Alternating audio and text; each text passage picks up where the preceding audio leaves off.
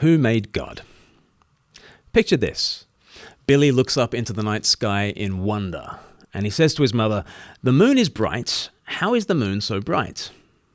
Billy's mother says, "Well, the moon is like a mirror. It reflects the light of the sun."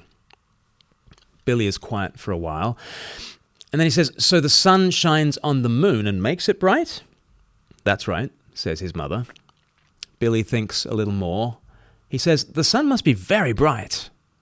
"It is," she says, "very."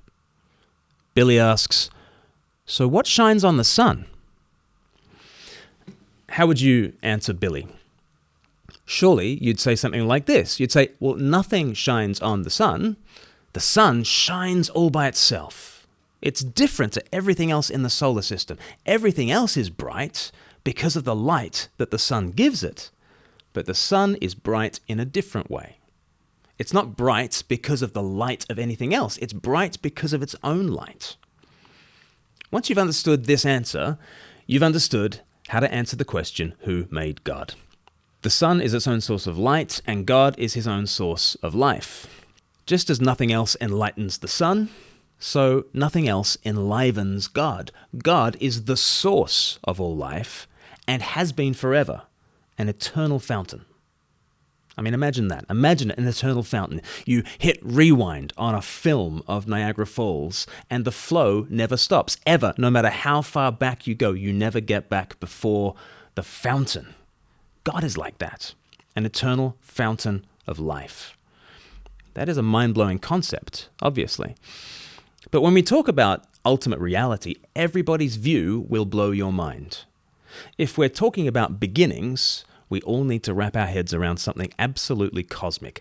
There are only 3 options anyone can take when we think about the origins of all things. Option 1, a beginningless universe. In this view, you could hit rewind on the film of the universe and you would never get back to the beginning. Back and back and back you'd go 10 billion years, 100 billion years, 1,000 billion years, 10,000 billion years, on and on forever. The universe is still there, infinite and eternal. That will blow your mind. The trouble is, most scientists now tell us there was a beginning point, a Big Bang, let's say. This makes people look for other options. Option 2, the universe began, but nothing began it. In this view, you could hit rewind on the film of the universe, and sure enough, you would get back behind the universe, but at that point, there's nothing. And that nothing, that's not just a big black expanse of empty space. That would be a whole lot of black something. Not just forces and subatomic particles, those are definitely things. What is nothing? Well, the philosopher Aristotle reckoned that if you wanted a true understanding of nothing, he said nothing is what rocks dream about. At which point we say, but rocks don't dream. And Aristotle says, exactly. Nothing is no thing at all. Okay then, but if there was nothing before the universe, then nothing turned itself into everything for no reason. It goes without saying that this view is mind-bending too. To some of us, it's also absurd to the point of impossible. It's usually put forward by people who deny the miraculous, but to my mind, it's the most miraculous worldview imaginable. With option 2, everything is a miracle. In fact, everything is the most improbable miracle of all. And if you share some of my doubts about these first 2 options, well then, you're left with option 3. The universe was begun by a beginningless something, or a someone. Just like the moon is given light by something that needs no enlightening, the universe is given life by someone who needs no enlivening, an eternal source of life. As Psalm 90 says, before the mountains were born, or you brought forth the whole world, from everlasting to everlasting, you are God.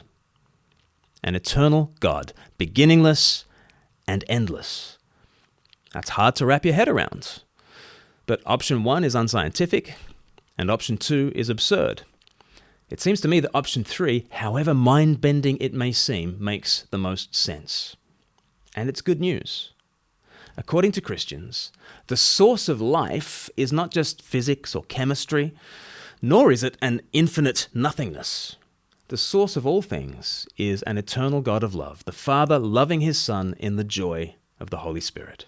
The Son radiates light to the whole solar system, and God radiates life and love to the whole cosmos. The fact that he always has will blow your mind, sure, but press deeper. If you really get it, this truth will also thrill your heart.